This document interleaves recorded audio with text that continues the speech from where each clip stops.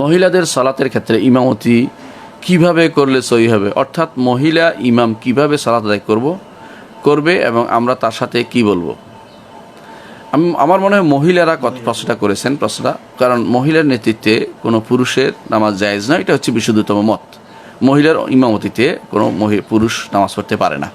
তাহলে কি করতে হবে, মহিলা কি মহিলাদের সালাতের ইমামতি করতে পারে, এ ব্যাপারে মতভেদ রয়েছে।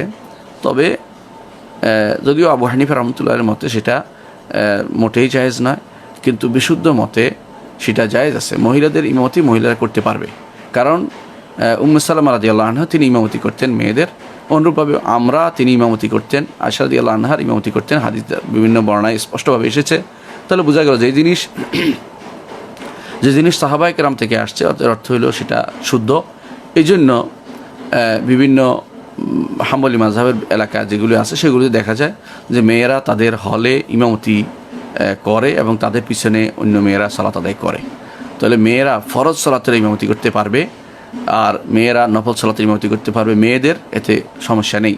এটা হচ্ছে বিশুদ্ধতম মত। যদি ভিন্ন মত আছে আমরা এটা বলেছি, তাহলে বিশুদ্ধ মত হচ্ছে পড়তে পারবে। তখন কিছু নিয়ম আছে, মেয়েরা সামনের কাতারে দাঁড়াবে না, মেয়েরা তাদের মাঝখানে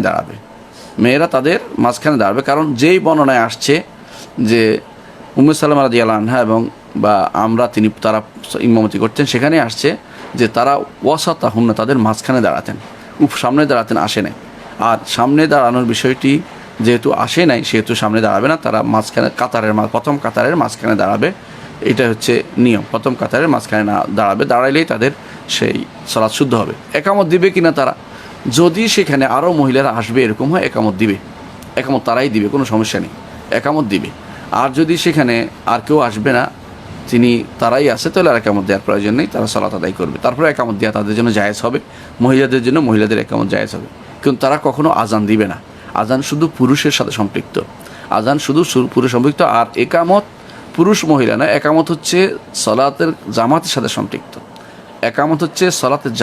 সম্পৃক্ত। যেখানে জামাত আছে সেখানে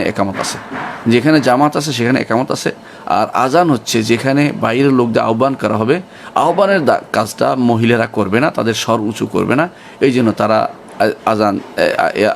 আজান দিবে না, কখনো তাদের আজান দিবে না। তারা একামত দিবে, যারা সামনে আসে তারা যেন সালাত দাঁড়িয়ে যায়, এই জন্য বোঝানোর জন্য এবং ইমামকে সহযোগিতা করার জন্য তারা একামত দিবে, এতে কোনো সমস্যা নেই। আশা করি বিষয়টি বুঝে আসে। তবে বিষয়টি বিতর্কিত, আমরা বলেছি এটা সকল মাযহাব সেটা গ্রহণ করে নেয়নি। হ্যাঁ, তবে বিশুদ্ধ মত হচ্ছে করতে পারবে, তারাবিতেও করতে পারবে, অনুরূপভাবে তাহাজ্জুদও করতে পারবে, অনুরূপভাবে 5 ওয়াক্ত সালাতের মধ্যে তারা নিজেদের মধ্যে যারা হোস্টেলে আছে, হলে আছে, নিজেদের মসজিদে আছে, জায়গা আছে, সেখানে তারা ইমামতি করে সালাত আদায় করতে পারবে। এই মতটি নেওয়া উচিত, কারণ বর্তমানে মেয়েরা সব কিছু করতে পারছে, বাজার ঘাট দুনিয়া সব নেতৃত্ব দিচ্ছে, রাষ্ট্র চালাচ্ছে, বিরোধী দলীয় নেত্রী হচ্ছে, কেউ তো আবার দেখা যায় স্পিকার হয়ে যাচ্ছে, বিভিন্ন দেশের এই পার্লামেন্টের স্পিকার হচ্ছে, কেউ পার্লামেন্টের সদস্য হচ্ছে। সেখানে তারা একসাথে থাকে, অর্থাৎ জামাতের সালাত আদায় করবে না, একটা দোহাই দিয়ে সেটা হয় না, সেই দোহাইটা শক্তিশালী নয়। নিজেদের মধ্যে যেহেতু একটা আধার আছে এখানে, যে সাহাবায়ে কেরামের মধ্যে কেউ সেটা আদায় করেছেন, তাদের মধ্যে জামাতের সাথে সালাতটা হওয়া উচিত।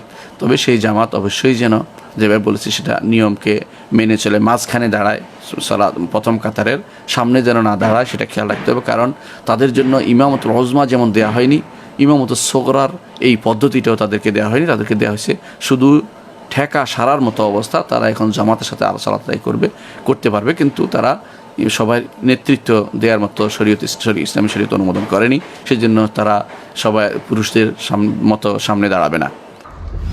লা তাহজান 24 মিডিয়া।